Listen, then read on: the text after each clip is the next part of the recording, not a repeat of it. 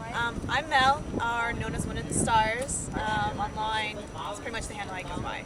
So I'm kind of curious. How did you come with that handle?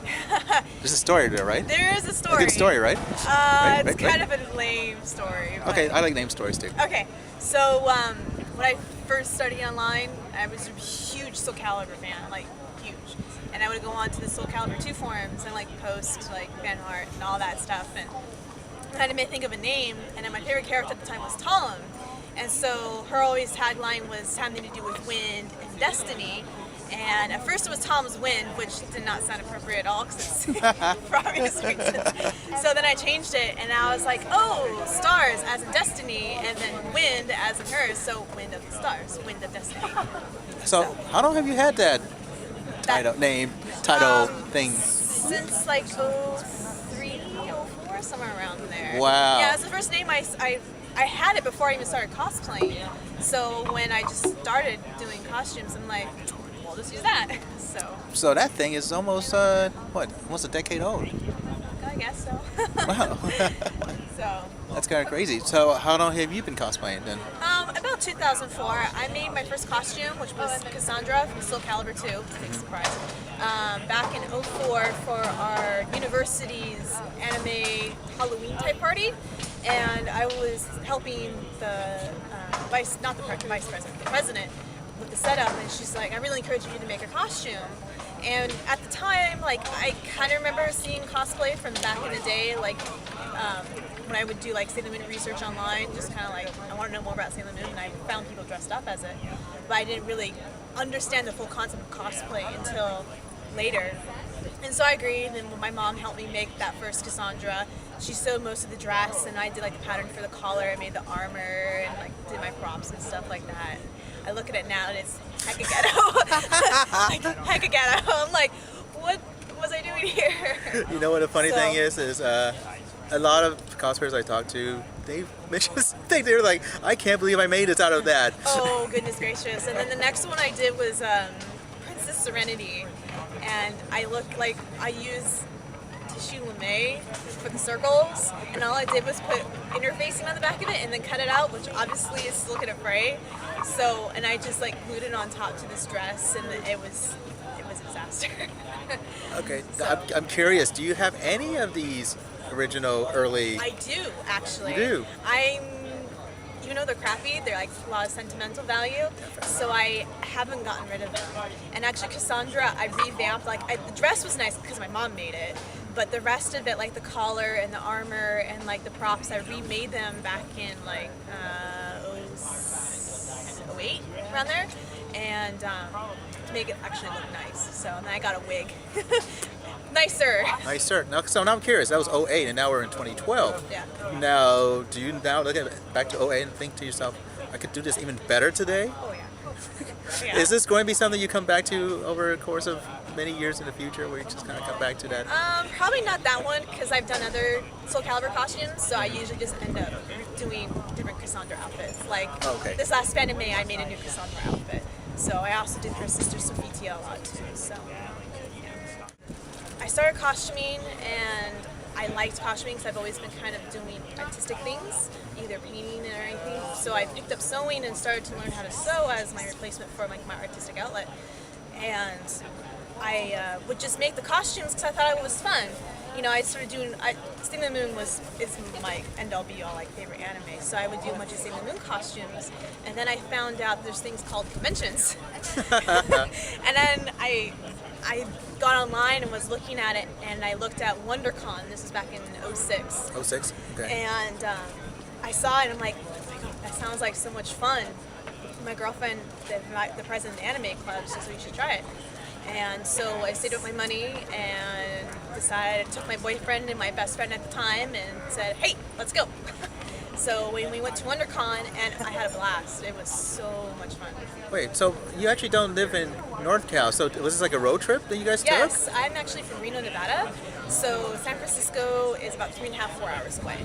Okay. So it was a road trip, and so I didn't know anyone in the community. So, but I've gone to San Francisco on trips before. Right. So we just kind of got a hotel, which was actually completely on the opposite side of the city. Oops. Because at the time I didn't know like there was hotels at con rates. So Yeah. I was just kind of like, I want to go to this, and that Right. was what I knew. So, and then I found out about, oh, wait, the con has hotel blocks. So it's actually kind of different for you because you actually made costumes before you actually went to conventions. Yes. Which is kind of weird because people tend to go to conventions, then they get woo, and then they started doing that. Yeah. You know, so you kind of came in already with the skills in a way. Kind of. Kind of. I was Yeah. making costumes with the skills there. That's questionable. So, But you use, but I'm sure with everything you do now, you kind of learn something new as you kind of go along the I way. do. Like, you know? even stuff I made last year, I look at it now and like, why did I do it that way? I could have done it this way and it would look 10 times better and been 10 times easier. So, but I'm at the point now where I'm familiar enough with the different types of fabrics that I'm like, oh, I want to use this fabric, this fabric, this fabric, this fabric. So, Okay, quick question. Do you have like a stack of fabric in your place? Oh God. It's even worse now because I work for an alteration shop Oh, as my day job. So there's often times where my boss will come to me and she's like, I have too much fabric. Go through the bins, take what you want. And I'm a fabric hoarder, so I'm like, oh my God, this is so cool. And I will like take home a big box of stuff. But back to your question, I actually have 1, 2, 3, 4, 5, 8 tubs, like those 20-gallon tubs in my closet of fabric. And they're all divided up and color coordinated to like whites, purples and pinks, greens and yellows, reds, blacks, prints. Oh, Yes. wow. So it's that way when I want to do a project, I'm like, I check my bins first. And a lot of times I will go into my bin, I'm like, whoa, I had this? I really love the creative process and be able, like, I get so giddy going fabric shopping and wig shopping. It's like one of my favorite parts, aside from actually putting it on and running around with my friends being a dork. yeah. So, but I like it. I really like the challenge. Not always. Sometimes I'll sit in my room and go, why am I doing this costume? Why am I doing this? Can I just throw it in the trash? But I like that challenge and being able to push. Since I'm not in school or anything like that anymore, I don't have that mental push anymore. You know, so I mean, my job, like, yeah, it's sewing, but it gets repetitive because you're doing the same alterations over and over again. So you're not really having to sit there thinking, oh, how am I going to do this? So I like to have that push, that mental challenge to keep my brain sharp, to keep my creative juices flowing. And I always need to have a creative outlet in my life. Like, it's regardless if it's painting, drawing, singing, crafting, something, because otherwise I go insane. Don't let cosplay take over your life. Make sure you pay your bills, go to school. I've heard stories of people dropping out of school, of college for cosplay, and I'm like, why would you do that? No. You know, like, you have to keep a level head about it. Yeah. Make sure your real life priorities are in check before you even think about cosplay. Like, I mean, I would don't skip work. You don't miss class. Yeah. You don't put off your homework to do costumes. I mean, I know sometimes you really, really want to, but trust me, in the long run, it's better to make sure you have you finish your degree. You get that homework in so you can get a better grade in the class. You know, you go to work to keep that repertoire with your boss to make sure, you know, I mean, that stuff will personally affect your life, and if that stuff's not in order, you can't cosplay. Yeah. And I think a lot of people get mindset like, oh, I have to finish my costume. I'm like, it's okay, it's just a costume, it's just a hobby. If you don't finish it now, you can finish it later, you know, you can do it next time.